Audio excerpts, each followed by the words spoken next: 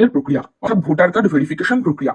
নভেম্বরের 4 তারিখ থেকে আপনার বুথের বিএলও এর জন্য প্রত্যেক ভোটারকে 2টি করে ফর্ম দেবেন। একটা ফর্ম ভোটার তার নিজের কাছে রাখবেন এবং আরেকটা ফর্ম বুথের বিএলওর কাছে দিয়ে দেবেন। তাহলে আসুন দেখে নিই কিভাবে এই ফর্ম ফিল করতে হয়।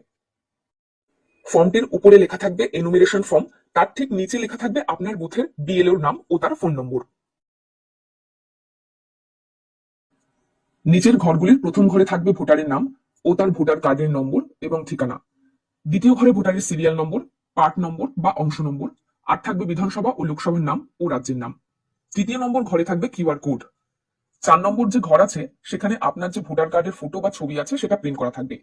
আর লাস্টের যে ঘর আছে সেটা ফাঁকা থাকবে এবং শেষের এই ঘরটিতে আপনার যে বর্তমান বা এখনকার যে ছবি আছে সেটা বসিয়ে দিতে হবে। যে ফর্মগুলি দেওয়া হবে একই রকম ভাবে দুটি ফর্মেরই ঠিক একই জায়গাতে একটা একটা করে ফটো বসিয়ে দিতে হবে। তারপর একটি ফর্ম নিজের কাছে রাখবেন এবং আরেকটি ফর্ম বিএলওর কাছে দিয়ে দেবেন। এরপরে নিচের ঘরে চলে আসবেন। সেখানে প্রথমেই লেখা আছে ডেট অফ বার্থ। এখানে প্রথমে আপনি জন্মের তারিখ লিখবেন, তারপর মাস ও শেষে বছর। এরপরে রয়েছে আধার কার্ড অপশনাল, অর্থাৎ যাদের আধার কার্ড রয়েছে তারা আধার নম্বর দিয়ে দেবেন, আর যদি না থাকে তাহলে দেওয়ার কোনো প্রয়োজন নেই। এর পরের ঘরে আছে মোবাইল নম্বর, অর্থাৎ সেখানে চালু আছে এমন একটি ফোন নম্বর লিখে দিতে হবে। তারপরে ফাদার্স নেম, অর্থাৎ যে ভোটারের নামে ফর্মটি এসেছে সেই ভোটারের বাবার নাম এই ঘরে লিখতে হবে। আর যারা বিবাহিত মহিলা তারা এখানে তাদের শ্বশুরের নাম লিখবে না, তাদের নিজের যিনি বাবা তার নাম লিখতে হবে। এরপর বাবার ভোটার কার্ড যদি থাকে সেই ভোটার কার্ডের এপিক নম্বর লিখে দিতে হবে, আর যদি না থাকে তাহলে কিছু লেখার প্রয়োজন নেই। তারপর মায়ের নাম ইংরেজিতে বড় হাতের অক্ষরে লিখতে হবে, মায়ের ভোটার কার্ডের নম্বর দিয়ে দিতে হবে, আর যদি না থাকে তাহলে দেওয়ার দরকার নেই। তারপরে রয়েছে স্পাউস নেম, অর্থাৎ যা কিনা স্বামী এবং স্ত্রী দুজনকেই বোঝায়। যদি কোনো পুরুষ এই ফর্মটি ফিল করে থাকেন তাহলে তার স্পাউস মানে তার স্ত্রীকে বোঝাবে। আর যদি তিনি বিবাহিত হয়ে থাকেন তাহলে এই ঘরে তিনি তার স্ত্রীর নাম লিখবেন ও তার স্ত্রীর ভোটার কার্ডের নম্বর দিয়ে দেবেন। পাশাপাশি যদি এই ফর্মটি কোনো বিবাহিত মহিলা ফিল করেন তিনি তার স্বামীর নাম লিখবেন আর ভোটার নম্বর দিয়ে দেবেন। আর যারা বিবাহিত নন তারা এই ঘর দুটো সম্পূর্ণ ফাঁকা রাখবেন। তারপরে দেখুন, নিচে 2002 সালে যাদের নিজের নাম আছে তারা বাদিকের এই ঘরটা ফিল করবেন, আর 2002 সালে যাদের বাবা ও মায়ের নাম রয়েছে তারা ডান দিকের ফর্মটা ফিল করবেন। প্রথমে 2002 সালে যাদের নাম রয়েছে তারা এই ঘরটাতে লিখবেন। দেখুন এখানে লেখা রয়েছে details of the elector in the electoral role of the last SIR, অর্থাৎ লাস্ট এসআইআর মানে 2002 সালে যে এসআইআর হয়েছিল সেই এসআইআর এ যে ভোটার লিস্ট প্রকাশিত হয়েছিল সেই ভোটার লিস্টে যেখানে আপনার নাম আছে সেখানে এই ডিটেলস গুলো লিখতে হবে।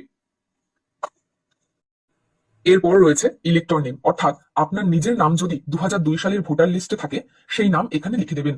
তারপর এপিক নাম্বার, যাদের এপিক নাম্বার নেই তারা ফাঁকা রাখবেন, আর যাদের 2002 সালের লিস্টে এপিক নাম্বার ছিল তারা সেই সময়কার ভোটার নম্বর দিয়ে দেবেন। এরপর রিলেটিভ নেম, অর্থাৎ আপনার সঙ্গে সম্পর্কিত যিনি ছিলেন সেই ব্যক্তির নাম এখানে লিখে দেবেন। এরপরে তার সঙ্গে আপনার কি সম্পর্ক ছিল সেটা লিখবেন। তারপর জেলার নাম লিখবেন, তারপর স্টেট অর্থাৎ রাজ্যের নাম লিখবেন এবং সেই সময়কার বিধানসভার নামটা লিখবেন ও বিধানসভার নম্বরটা লিখবেন।